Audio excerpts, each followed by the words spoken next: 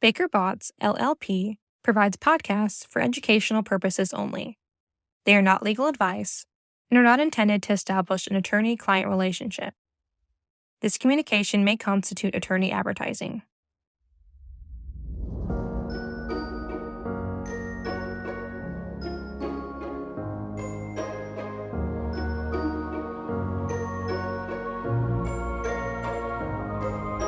Welcome to the Environmental Evolutions Podcast, where we explore the changing landscape of environmental law and policy. I'm your host, Megan Burge, coming to you from San Diego, California. Today's episode, I will be joined by my partner, Aaron Streett. Aaron's the head of our constitutional law practice and a repeat flyer at the U.S. Supreme Court. He's joining us today to talk about a critically important case that was argued earlier this week on January 17th, 2024. Aaron, thank you for joining us today. It is great to be with you, Megan. Looking forward to discussing Chevron. Well, Aaron, that's actually probably a great way to get started. Now that you mentioned Chevron, why don't you give our listeners a sense of what this case is about? Sure. So we all know that in a typical case where there's a dispute over the meaning of a federal statute, federal judges interpret the words and tell us what those words mean. And those decisions are precedent that bind regulated actors and others to the meaning of those words. But things are a little bit different when agency is involved, a federal regulatory agency. In that instance, where Congress has given a federal agency the ability to make regulations or perform adjudications, then a different set of interpretive tools applies in federal court. In a case like that, where a party is challenging a regulation or is challenging an agency adjudication adverse to it, the agency can come into federal court and invoke what is called Chevron deference with respect to the meaning of a statute that it implements. What that means is a two-step process that federal courts will engage in. So the courts will look at the statute and first of all will ask whether the statute is unambiguous on the question that's at issue in the case. If it is unambiguous, then the court gives us the unambiguous meaning and the agency doesn't receive any deference. If, however, the relevant statutory term is ambiguous or it's silent on the question that's presented in the dispute, then Chevron step 2 tells us that the agency gets to provide its interpretation of what that ambiguous term means, and the court will defer to any reasonable interpretation given by the agency. All of this comes from a case called Chevron back in 1984, which had to do with the definition of stationary source under the Clean Air Act.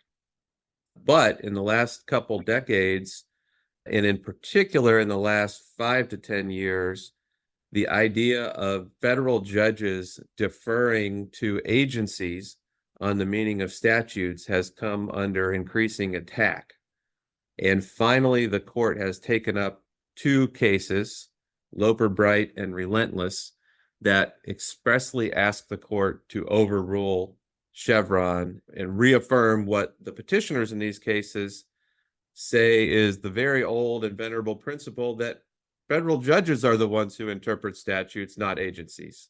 So that's what is at issue in this case. Well, before we get into why this case is so important, which I think probably most of the listeners can guess where we're going on that based on the introduction, let's talk a little bit about the argument that just happened this week. I know you were able to listen to the argument, Aaron. What would you say your top 3 takeaways were? There were 2 arguments back to back for a total of about 3.5 hours. So, Oh, geez. Oh, wow. If you were a Supreme Court nerd like I am, then this was heaven. But for most people, that may or may not have been a good way to spend your entire morning. But it was a very interesting argument.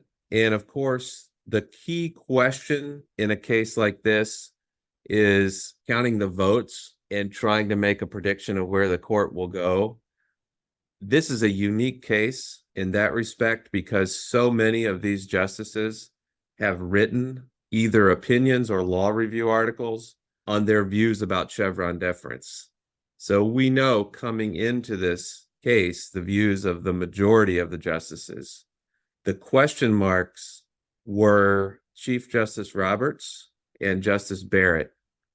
We generally think that the three more liberal justices, Sotomayor, Jackson, and Kagan, will be in favor of deferring to agency interpretations based on the idea that the agencies are expert in their fields and they are politically accountable to some extent through the president, and they want agencies to have flexibility to address new problems that arise that Congress may or may not be able to address. The 6-justice conservative majority, we know based on past writings that Justice Thomas has become a Chevron skeptic.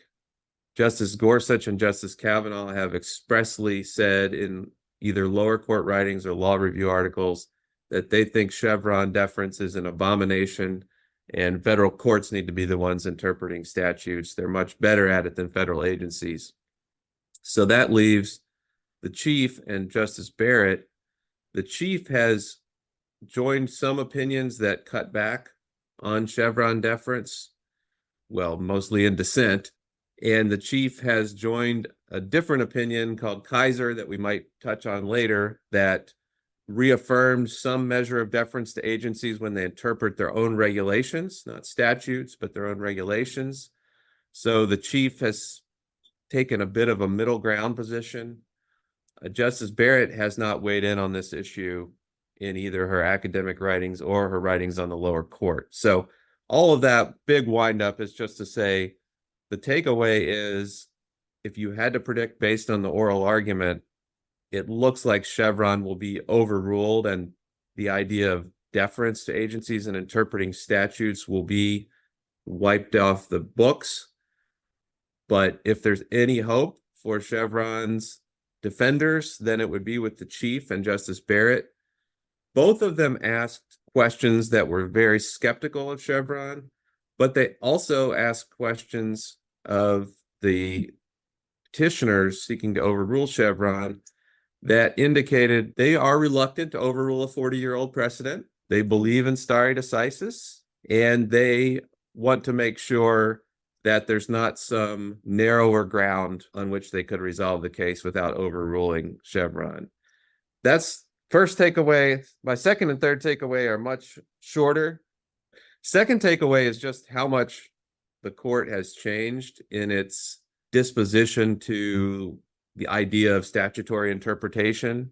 And that was underlying a lot of the questions and answers. At the time of Chevron, 1984, Justice Scalia was not yet on the court. The court had not undergone this textualist revolution where courts now pay close attention to statutes and their words and their context and their structure and their grammar, and not as much attention to legislative history.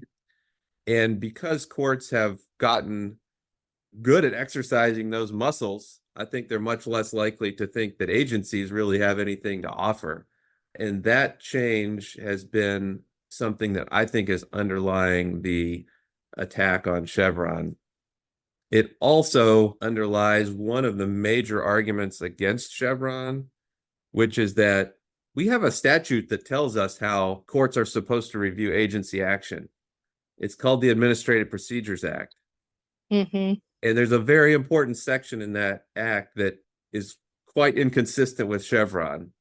Section 706 of the APA says the reviewing court shall determine questions of statutory law and constitutional law.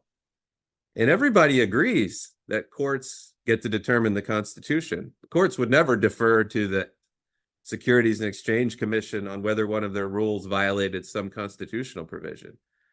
But for some reason, well, we know the reason, it's Chevron, courts defer to agencies on the interpretation of statutes, even though statutory and constitutional law both look like they're given to the courts in Section 706. So there was a lot of textual focus on 706 and whether that provides an adequate basis for overruling Chevron. Third takeaway is a recurring theme on the Roberts Court, and I alluded to it earlier, but it's the concept of stare decisis and respect for long-settled precedent. The Chief in particular and Justice Kagan are leading exponents of being careful about when the court overrules precedents. So much of the fight in this case is centered around whether this is the rare case where a precedent should be overruled. The petitioners here have a strong argument in that this is not your typical precedent. Most precedents say what the Constitution means or say what a statute means. And we want litigants and regulated parties to be able to rely on that. This precedent is about how courts decide cases. Chevron, as it's being discussed here, is not a holding about the meaning of a statute. It's a holding about the way courts interpret statutes relative to agencies. So there's a strong argument that the court needs to fix its own mess if it thinks it's created a mess. This is not a typical statutory holding where Congress can simply go back and amend the text of the statute. There was a lot of debate about how much it mattered that this is a methodological holding rather than a holding about the meaning of a statute. The Solicitor General, who argued in defense of the Department of Commerce in this case and in defense of Chevron deference, argued that because the Chevron principle has been used by the Supreme Court in more than 77 cases to tell us the meaning of particular statutes, that creates a great deal of reliance on Chevron. And I think she had a very good point there. If Chevron were overruled, parties could come back to the court and argue that all those previous cases held is that an agency made a reasonable interpretation of the statute. And those parties could ask the court, now that Chevron's been overruled, you shouldn't care whether the agency's made a reasonable interpretation. You as the court need to tell us the best interpretation. And so all of those 77 cases could theoretically be up for grabs and could introduce a degree of instability into a variety of different regulated industries. Those, I think, are the three takeaways from the argument. Aaron, that last point, I'm just thinking about what would the impact be if the court did overrule Chevron? That was also a topic of some discussion in the argument. So in one way, it would be revolutionary. In other ways, in other types of statutes, it would not change that much. So let me break that down a little bit. A lot of federal statutes use very capacious language. The agency shall determine the reasonable length of trucks. That was something that was mentioned during the oral argument. The EPA shall promulgate standards sufficient to protect public health. The FCC shall approve requests for spectrum in the public interest or to protect the public interest. Cases like that will not change very much, in my opinion, because even the petitioners attacking Chevron said that Congress can use that type of broad language to delegate discretion to the agencies. And the court would simply construe that language according to its plain meaning. Oh, the Department of Transportation gets to determine the reasonable length of trucks. That's pretty straightforward. That gives the Department of Transportation a lot of discretion. Then the Department of Transportation tells us 25 feet, 30 feet, and that's simply subject to arbitrary and capricious review like it always has been. So in those types of statutes, I don't think overruling Chevron would change very much because the plain meaning of those statutes is to give a broad degree of discretion to the agency. And the agency is not really interpreting the word reasonable or public interest. It's making a policy judgment. But there is a large second category of cases where the agency is interpreting a lengthy, complicated statute with a lot of modifiers and commas and cross-references and lists of things the agencies can and can't do. And I think in those cases, the agency will no longer be receiving deference if Chevron is overruled. So I think in the Chevron world, which we've all been living in since 1984, the agency could say, that statute is really long and complicated. It is not explicit whether I can or cannot issue this regulation. It's ambiguous. Therefore, you defer to the agency under Chevron Step 2. If Chevron is overruled, the courts are now going to be telling us this word modifies this, and therefore here's the one meaning of the statute, and that rules in or rules out what the agency can do. And just to put a more concrete point on it, I mean, this case is about fishing monitors, government monitors riding along in fishing boats to monitor the catch. And it's clear that the agency has the authority to force the fishermen to carry those monitors in their boats. The question is, who pays for it? And the statute says the agency can force the fishermen to pay for X, Y, and Z, but it doesn't say pay for the monitors to ride along in their boats. The agency said, well, the statute's silent on who pays for it. Therefore, you should defer to us when we say the fishermen should pay for it. If there is no Chevron deference, then the court is just going to read that statute and give its best interpretation of who should pay for it with no deference to the agency. And there's hundreds and hundreds of statutory questions that will now be resolved in that way.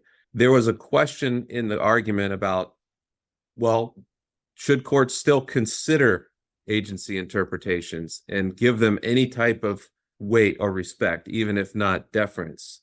And this consensus seemed to be that if Chevron was overruled, then there would be something called Skidmore deference that would be the fallback. And that's based on a very old case by Justice Robert Jackson.